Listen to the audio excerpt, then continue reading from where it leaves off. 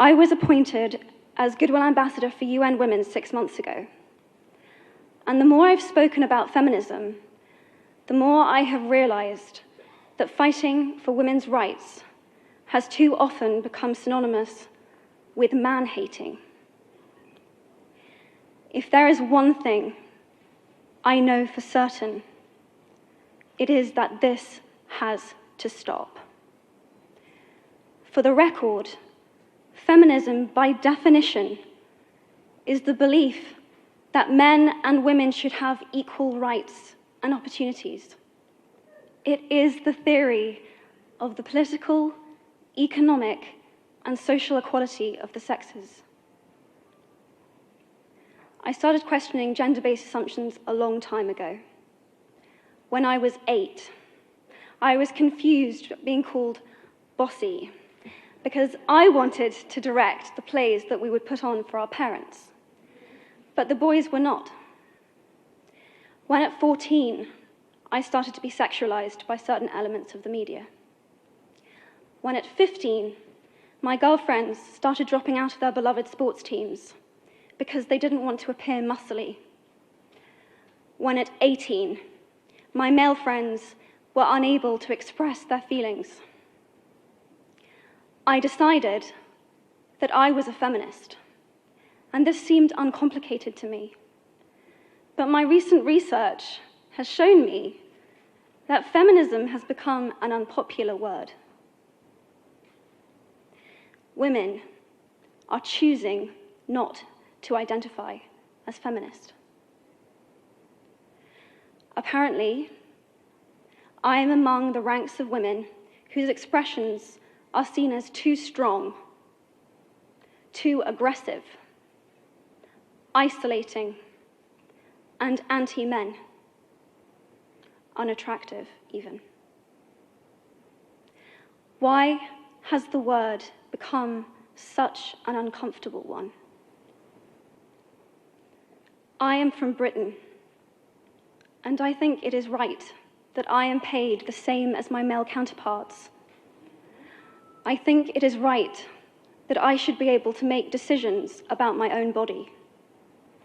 I think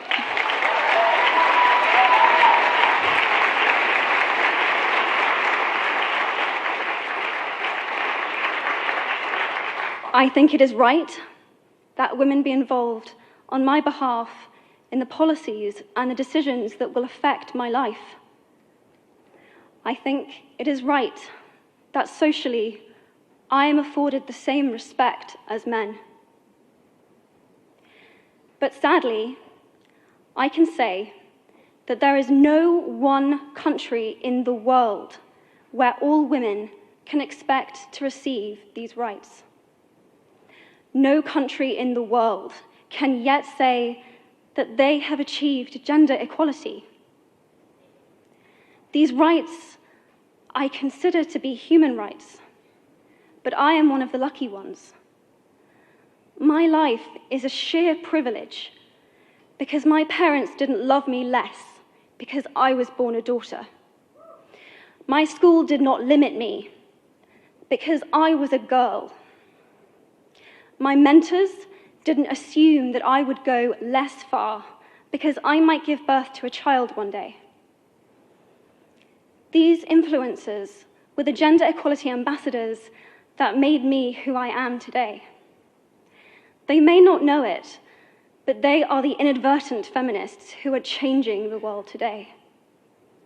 We need more of those. And if you still hate the word, it is not the word that is important. It's the idea and the ambition behind it. Because not all women have received the same rights that I have. In fact, statistically, very few have been. In 1997, Hillary Clinton made a famous speech in Beijing about women's rights. Sadly, many of the things that she wanted to change are still true today. But what stood out for me the most was that less than 30% of the audience were male. How can we affect change in the world when only half of it is invited or feel welcome to participate in the conversation? Men, I would like to take this opportunity to extend your formal invitation.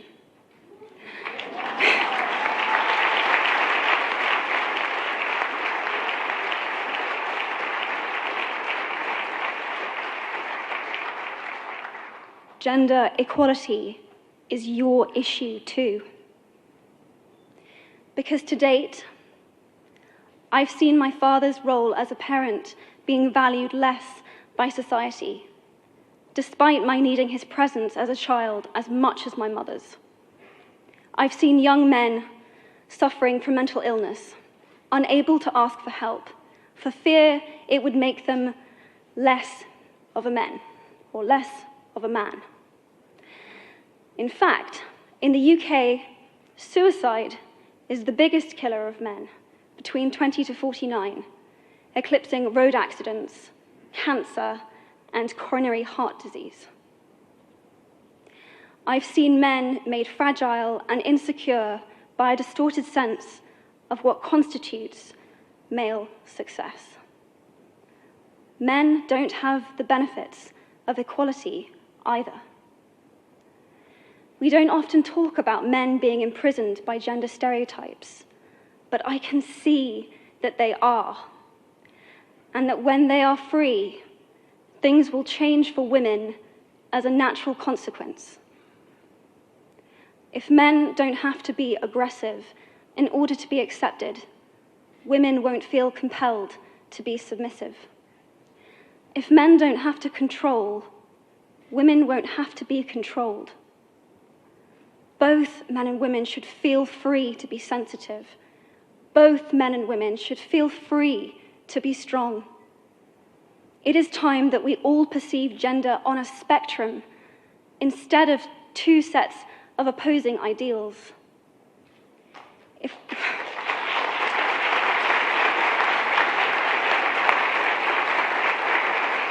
If we stop defining each other by what we are not and start defining ourselves by who we are, we can all be freer. And this is what HeForShe is about. It's about freedom. I want men to take up this mantle so that their daughters, sisters, and mothers can be free from prejudice, but also so that their sons have permission to be vulnerable and human too. Reclaim those parts of themselves they abandoned, and in doing so, be a more true and complete version of themselves. You might be thinking, who is this Harry Potter girl? And what is she doing speaking at the UN? And it's a really good question. I've been asking myself the same thing. All I know is that I care about this problem, and I want to make it better. And having seen what I've seen, and given the chance, I feel it is my responsibility to say something. Statesman Edmund Burke said, "All that is needed for the forces of evil to triumph is for good men and women to do nothing." In my nervousness for this speech, and in my moments of doubt, I've told myself firmly, if not me, who? If not now, when? If you have similar doubts when opportunities are presented to you, I hope that those words will be helpful. Because the reality is that if we do nothing, it will take 75 years, or for me to be nearly 100, before women can expect to be paid the same as men for the same work. 15.5 million girls will be married in the next 16 years as children. And at current rates, it won't be until 2086 before all rural African girls can have a secondary education. If you believe in equality, you might be one of those inadvertent feminists that I spoke of earlier. And for this, I applaud you.